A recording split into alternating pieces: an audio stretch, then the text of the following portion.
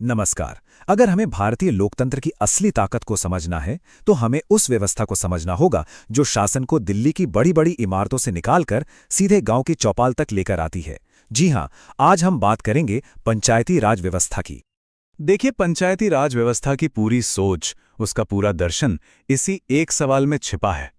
क्या देश के बड़े बड़े फैसले सिर्फ राजधानियों में बैठकर लिए जाने चाहिए, या फिर उन लोगों को भी फैसला लेने का हक मिलना चाहिए जिनकी जिंदगी उन फैसलों से सीधे तौर पर बदलती है?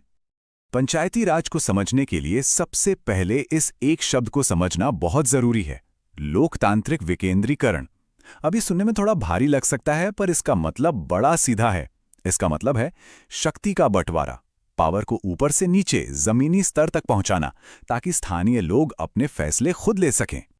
तो अब सवाल ये उठता है कि एक ऐसे देश में जहां केंद्र और राज्य सरकारें पहले से ही काम कर रही थी, वहां शासन के इस तीसरे स्तर की जरूरत आखिर महसूस ही क्यों हुई? इसका जवाब हमारे देश की बनावट में ही छिपा है। भारत, जैसा हम सब जानते हैं, गांवों का देश है। और एक सीधी सी बात है, किसी गांव की टूटी हुई सड़क या पानी की किल्लत की समस्या का सबसे अच्छा हल वही लोग निकाल सकते हैं जो रोज उस समस्या से जूझते हैं, ना कि कोई अधिकारी जो शायद ही कभी उस गांव में गया हो। आजादी के बाद ग्रामीण विकास के लिए कुछ कार्यक्रम शुरू तो हुए, जैसे 1952 का सामुदायिक विकास कार्यक्रम, लेकिन ये बुरी तरह फेल हो गए। वजह बहुत सीधी थी: जन भागीदारी का पूरी तरह से गायब होना। मतलब जिन लोगों के लिए योजनाएं बन रही थीं, फैसले लेने में उन्हीं की कोई भूमिका नहीं थी। और इसी असफलता के बाद एक ऐसी व्यवस्था की खोज शुरू हुई जो सच में गांव के लोगों को ताकत दे सके। ये एक लंबा सफर था जिसमें कई दशक लगे।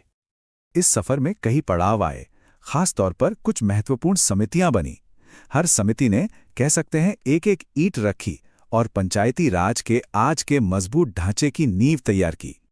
इसमें सबसे पहले 1957 में बलवंत राय मेहता समिति ने त्रिस्तरीय ढांचे का सुझाव दिया, जो आज की व्यवस्था का आधार है। फिर 1977 में अशोक मेहता समिति ने दो स्तरीय मॉडल की बात की। लेकिन एक बहुत बड़ा मोड़ तब आया जब 1986 में एल.एम. सिंघवी समिति ने पहली बार जोर देकर कहा कि अगर पंचायती राज को कामयाब बनाना है तो इसे संवैधानिक दर्जा देना ही होगा। इन्हीं शुरुआती सिफारिशों के आधार पर वो ऐतिहासिक दिन आया। 2 अक्टूबर 1959 को तत्कालीन प्रधानमंत्री जवाहरलाल नेहरू ने राजस्थान के नागौर जिले से पंचायती राज व्यवस्था की शुरुआत की। लेकिन इन शुरुआती कोशिशों के बावजूद एक बहुत बड़ी कमी थी। इस व्यवस्था के पास असली ताकत और कानूनी मान्यता नहीं थी। और फिर आया वो ऐतिहासिक संविधान संशोधन, जिसने सब कुछ बदल कर रख दिया। साल 1992 का 73वां संविधान संशोधन, ये सच में गेम चेंजर था।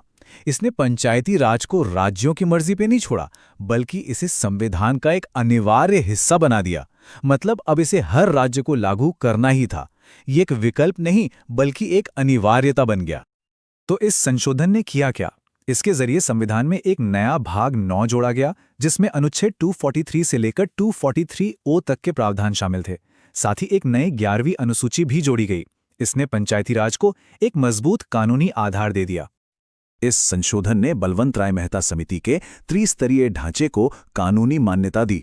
इसे ऐसे समझिए, सबसे निचले और सबसे महत्वपूर्ण स्तर पर है गांव की ग्राम पंचायत, फिर कई गांवों को मिलाकर ब्लॉक स्तर पर पंचायत समिति, और पूरे जिले के लिए सबसे ऊपर जिला परिषद। 11वीं अनुसूची में पंचायतों को पूरे 29 विषयों पर काम करने का अधिकार दिया गया।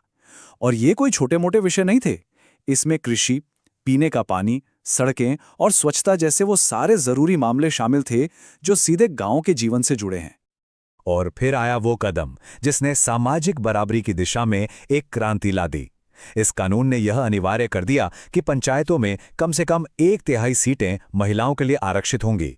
इससे लाखों महिलाओं को पहली बार घर से निकलकर शासन में सीधी भागीदारी का मौका मिला।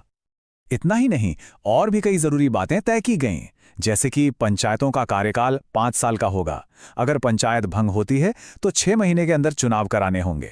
और अनुसूचित जाति एवं जनजाति के लिए उनकी जनसंख्या के अनुपात में आरक्षण भी होगा। इससे लोकतांत्रिक प्रक्रिया में एक नियमितता और समावेशिता आई। तो चलिए अब जरा ये देखते हैं कि इतने सालों में इस व्यवस्था का जमीनी स्तर पर असर क्या हुआ है और आगे की राह में क्या चुनौतियां हैं। इसमें कोई शक नहीं है कि इस व्यवस्था में लोकतंत्र की जड़ों को बहुत मजबूत किया है।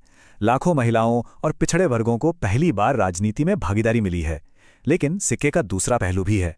आज भी फंड की कमी, सरकारी अफसरों की दखलंदाजी और शक्तियों का पूरी तरह से हस्तांतरण न होना, ये कुछ बड़ी चुनौतियां हैं। अंत में हमें ये याद रखना होगा कि पंचायती राज की सफलता एक बहुत ही शक्तिशाली विचार से जुड़ी है कि गांव का विकास ही देश का विकास है। जब तक हमारे गांव आत्मनिर्भर और विकसित नहीं होंगे, तब तक देश के संपूर्ण विकास की कल्पना करना मुश्किल है। और पंचायती राज इसी सपने को साकार करने की दिशा में सबसे महत्वपूर्ण और मजबूत कदम है।